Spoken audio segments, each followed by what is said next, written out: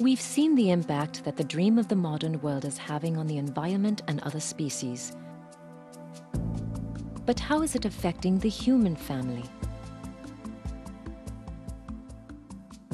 One of the primary expectations people have of the modern industrial system has been that by growing the economy, life will get better for everyone, that we are continually moving toward a more socially just world. But is this true?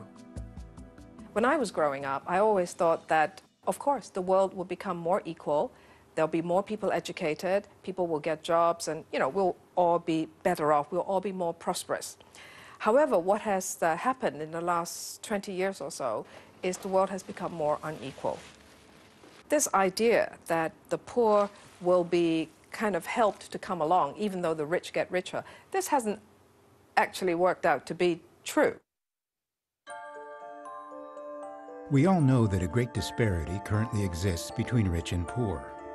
One way to understand this disparity is to think of the Earth as a community of 100 people.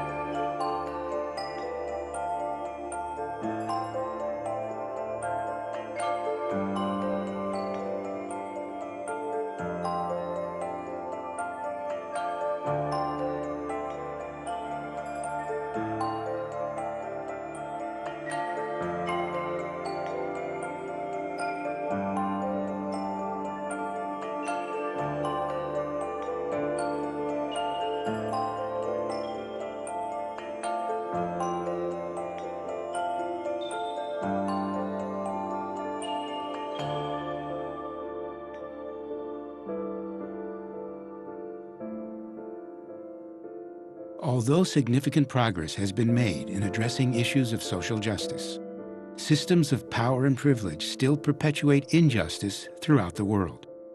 Much of humanity continues to suffer from the legacy of centuries of colonialism, imperialism, and racism.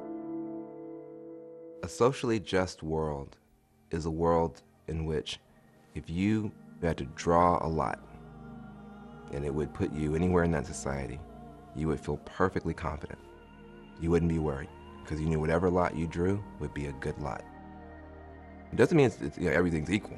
It just means that every single person in that society has a decent shot at living the fullest life that they can.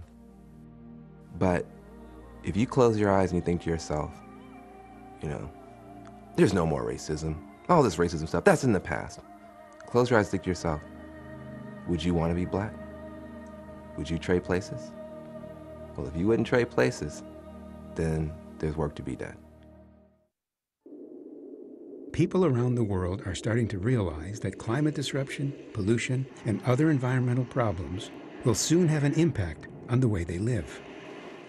But for millions of others, it already has. The movement to address this has a name: environmental justice. Environmental justice is the belief that no community should have to bear the brunt of a disproportionate amount of environmental burdens and not enjoy any environmental benefits.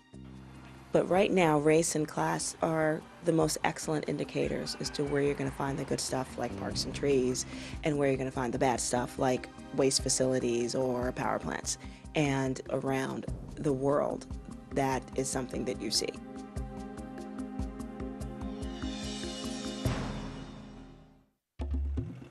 In many parts of the world, especially once colonized countries, where local people still have no control over their natural resources, the industrial world's demand for oil, minerals, and timber is having devastating effects on the land, air, water, and people.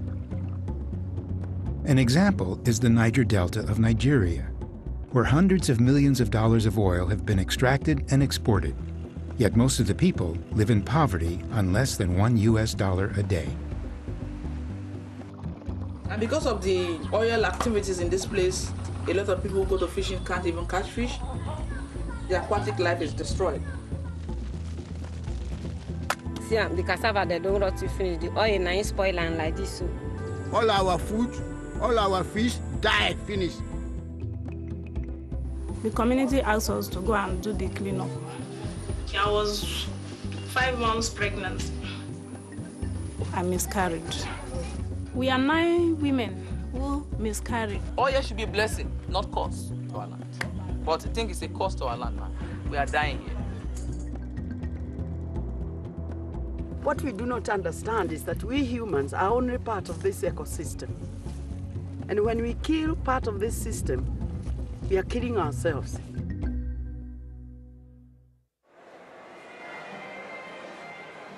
I think for a lot of people who are born in privilege, there's a sense of what a friend of mine calls the right not to know. I don't have to know about poverty. I don't have to know about racism. I don't have to know about environmental degradation or environmental justice or injustice, because it's not me. I've got my life and I've got my family and I can do what I want. But the world is not forgiving of that much anymore. Pollution carries, water runs out in rich places too. The forests are coming down everywhere. The fish in the sea are depleting. It's hurting us all. Yes, it's hurting the poor first, but it's very, very difficult to go through life anymore and not see it and not feel it at some level personally.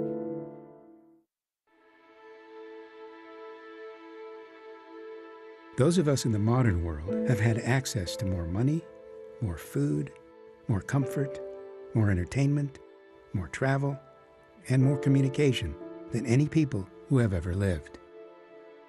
But has all this made us happier? The idea that material gain leads to personal fulfillment has been demonstrated not to be the case. Although incomes have skyrocketed in economically advanced countries, study after study has shown that levels of reported happiness have remained the same or even declined. There is a great loneliness of spirit today. We're trying to cope in the face of what seems to be overwhelming evidence that who we are doesn't matter. Meanwhile, we're yearning for connection with each other, with ourselves, with the powers of nature, the possibilities of being alive. When that tension arises, we feel pain. And then we cover that over with anything that we can use to disconnect and to go away. The reason that people are into this mass consumption nightmare dream is because people are lonely and people are hurt and people really believe that more income, more stuff, more consumption, more things, the relationship with things will fix the hunger in the human heart. And it will never work. This is not the best of all possible worlds, even though it appears that way on TV and advertisements. I think people in their most poignant and honest moments will admit this is really hard right now for everybody. The anguish we feel for what is happening to our world is inevitable and normal and even healthy. So pain is very useful. Just don't be afraid of it. Because if we are afraid to feel that, we won't feel where it comes from. And where it comes from is love. Our love for this world. That's what is going to pull us through.